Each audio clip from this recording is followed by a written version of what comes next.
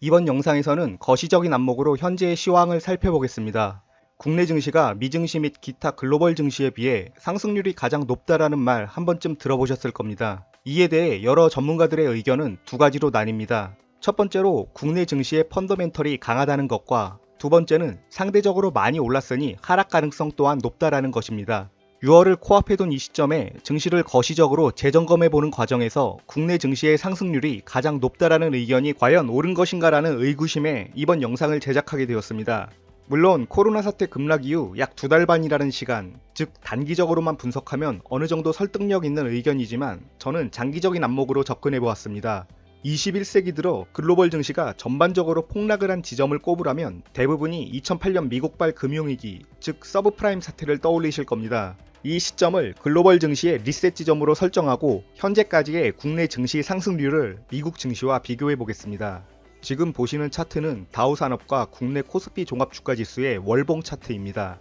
앞서 말씀드린 국내 증시의 상승률이 가장 좋았다는 분석은 최근의 월봉 2개의 상승률만을 놓고 얘기하는 것입니다.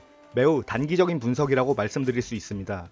그런데 당장 10여 년간의 그래프를 놓고 다우지수와 코스피 지수를 보면 그 차이점을 확연하게 확인할 수 있습니다. 다우산업, 즉 미국 증시는 2008년 금융위기 이후 저점을 형성한 후 꾸준하게 상승하여 최고점을 찍은 상태에서 코로나 사태로 인해 급락을 했던 것이며 코스피 지수는 2018년에 고점을 형성한 뒤 대략 2년간의 가격 조정을 거친 후 다시 말해서 이미 20% 정도의 하락을 한 상태에서 코로나 사태로 인해 급락을 한 번 더 겪은 상황입니다.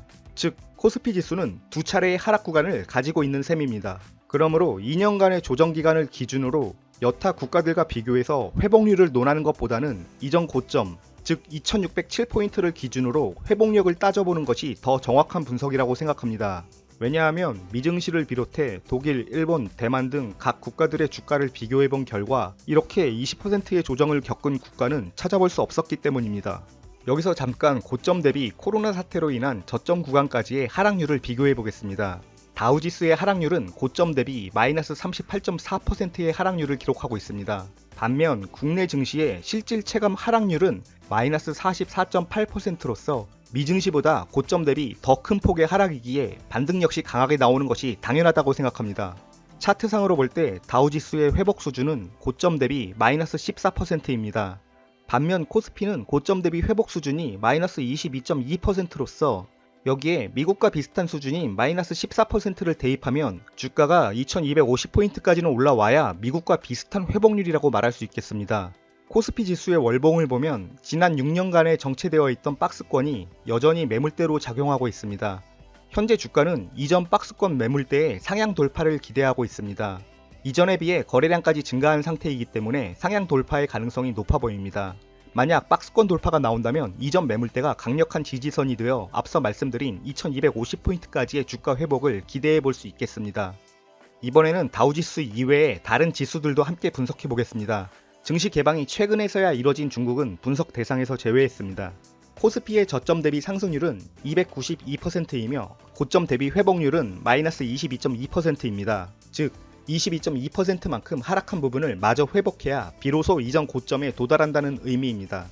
코스닥의 저점 대비 상승률은 380%였으며 고점 대비 회복률은 마이너스 23.5%입니다.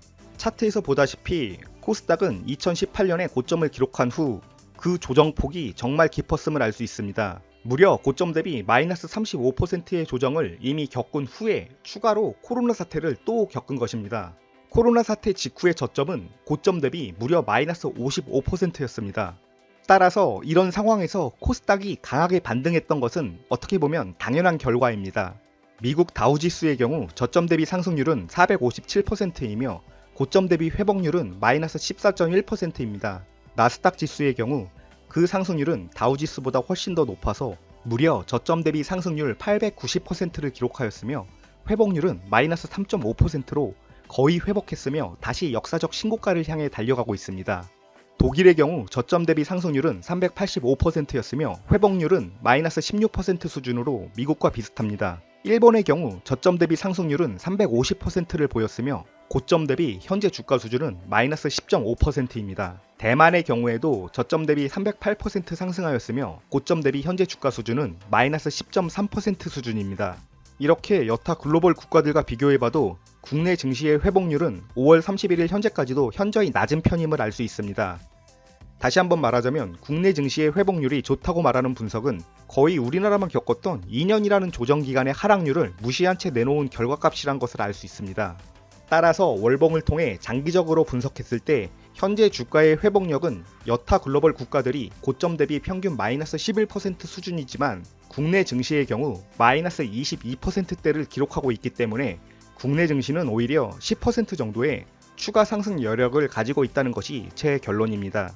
다만 코스피가 추가적으로 상승하기 위해서는 외국인 및 기관의 강한 매수세 유입을 필요로 하는데 그간 간헐적으로 매수세가 들어오기는 했으나 아직 본격적인 수급의 개선이 이루어진 것은 아닙니다.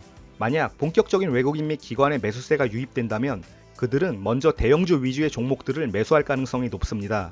그렇기 때문에 지금부터 대형주 매매에 더욱 집중할 필요가 있으며 외국인과 기관의 수급 상황을 주시하고 주도 업종을 분석한다면 좋은 결과가 있지 않을까 생각해보며 오늘의 영상을 마치겠습니다. 시청해주셔서 감사합니다. 여러분의 계좌가 항상 붉은색으로 가득하기를 진심으로 기원하겠습니다.